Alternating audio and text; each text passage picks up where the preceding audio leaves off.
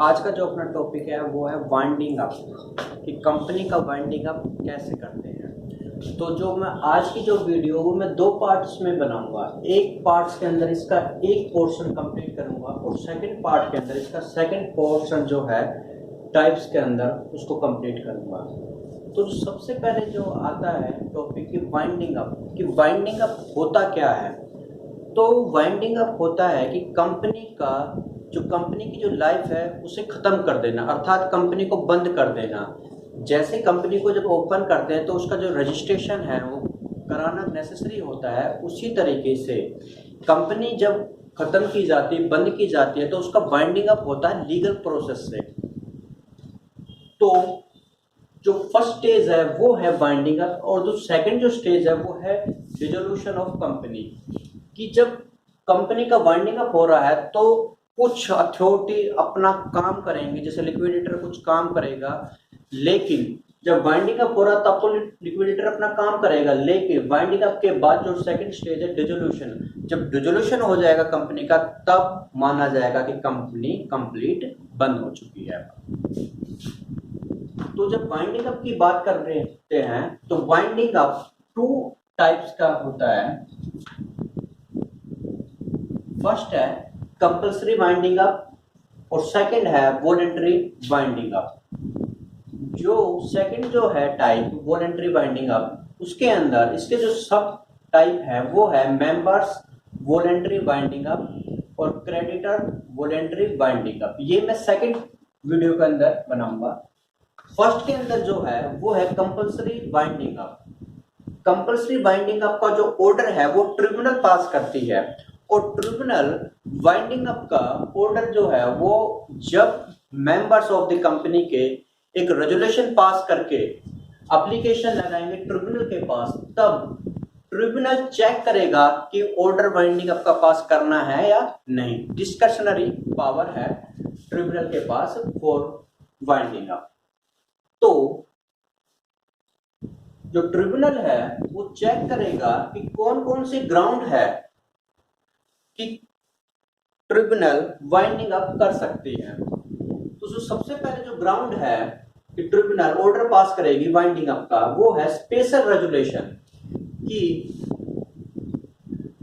Article of association में company ने define किया है कि एक स्पेशल रेजोल्यूशन मेंबर से पास कर देंगे तब वाइंडिंग अप हो जाएगा। सेकंड जो पॉइंट है डिफॉल्ट इन स्टैट्यूटरी मीटिंग। अगर कंपनी अपनी स्टैट्यूटरी मीटिंग को ऑर्गेनाइज करने में विफल हो जाती है, उसे ऑर्गेनाइज नहीं कर पाती अपने टाइम पीरियड के अंदर, एक साल के अंदर, तब जो ट्रिब्यूनल है वो ऑर्डर पास कर देगा फॉर वाइंडिंग अप का। थर्ड है कि failure to commence the business. जब रजिस्ट्रेशन करा देते हैं कंपनी का, तो रजिस्ट्रेशन के कराने के एक साल के बाद कंपनी को अपना बिजनेस स्टार्ट करना होता है, और अगर कंपनी अपने बिजनेस को स्टार्ट नहीं करा पाती तब ट्रिब्यूनल को अथॉरिटी मिल जाती है for to pass the order for winding up. इसके अंदर एक केस हुआ था, वो था re Odisha terms and animal works limited.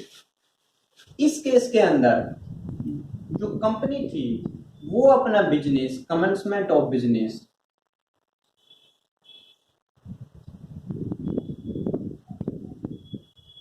को 6 साल तक सस्पेंड की हुई थी।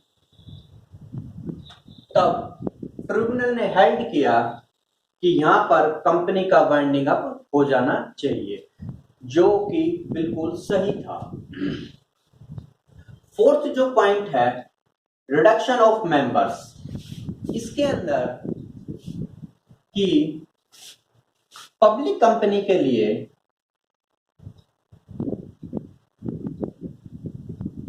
मिनिमम 7 मेंबर्स और प्राइवेट कंपनी के लिए मिनिमम 2 मेंबर्स रिक्वायरमेंट्स होते हैं।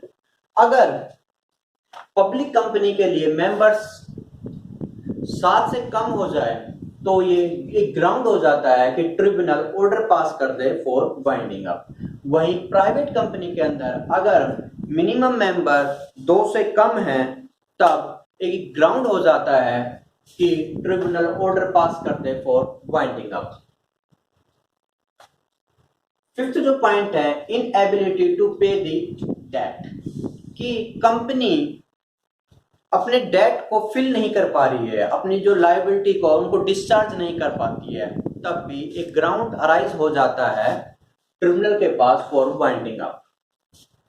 और जो अदर जो पॉइंट है कि ट्रिब्यूनल चेक करेगा जस्ट एंड इक्विटेबल ग्राउंड, कि इसके अंदर एक डिस्कशनरी जो पावर है ट्रिब्यूनल के अंदर कि वो अदर कौन कौन से ग्राउंड है कि वो ऑर्डर पास कर देगा फॉर द वाइंडिंग अप। जो फर्स्ट है कि पर्पस लॉस,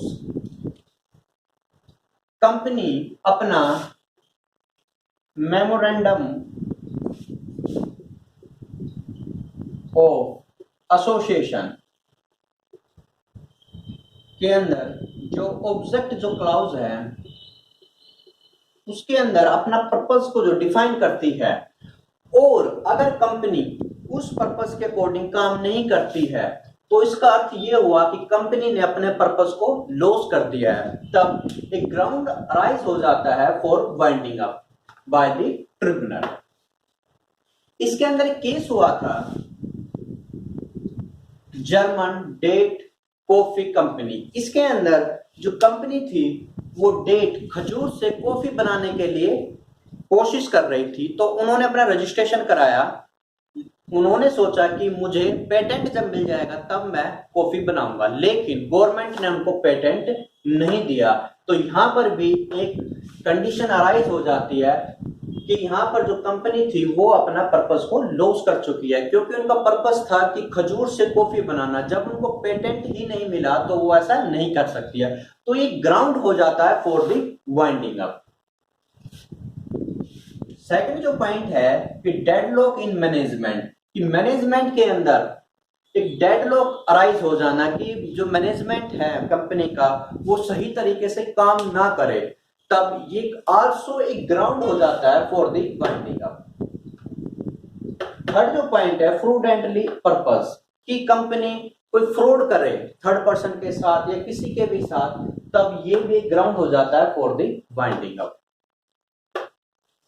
फिफ्थ जो पॉइंट है इसके अंदर वो है कंपनी बबल, कि कंपनी जो ओपन की है एक दिखावे के लिए की गई है, कि जो उसका मेन पर्पस है उसे नहीं करके दिखावा है, कि मान लो कोई व्यक्ति कंपनी को ओपन कर रहा है टैक्स से बचने के लिए, तो एक बबल के रूप में कंपनी का इस्तेमाल कर रहा है, तो ये भी एक ग्राउंड हो जाता है फॉर द वाइंडिंग अप।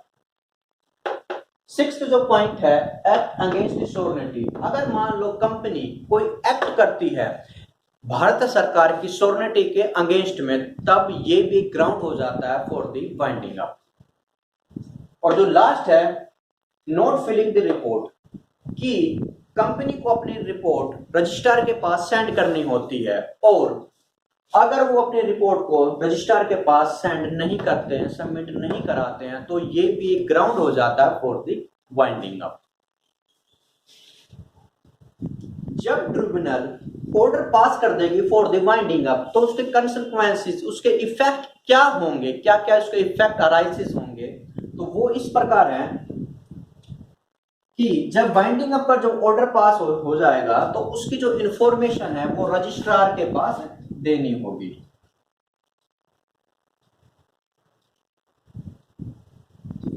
वहीं copy of the winding up send to the registrar. Third है डिस्चार्ज। डिस्चार्ज मतलब जो लायबिलिटी है of the officers of the company, employ, उनकी जो लायबिलिटी है वो डिस्चार्ज हो जाएगी, अब उनकी कोई जिम्मेवारी नहीं है। फोर्थ जो पॉइंट है शू अगेंस्ट द कंपनी स्टे, कि कंपनी के अगेंस्ट अगर कोई शू है कंटिन्यू चल रहा है तो उस पर स्टे लग जाएगा, क्योंकि वाइंडिंग अप का ऑर्डर पास हो गया है। वहीं फिफ्थ जो पॉइंट है कि कि अगर वाइंडिंग अप के दौरान अगर कोई भी क्वेश्चन अराइज हो जाता है तो उस क्वेश्चन को सोल्व करेगी बाय द ट्रिब्यूनल सोल्व करेगी। सिक्स्थ जो पॉइंट है कि जब ऑर्डर पास हो जाता है वाइंडिंग अप का तो वहां पर ट्रिब्यूनल लिक्विडेटर को अपॉइंट कर देगी और वही लिक्विडेटर अब ऑफिशियली लिक्विडेटर माना जाएगा।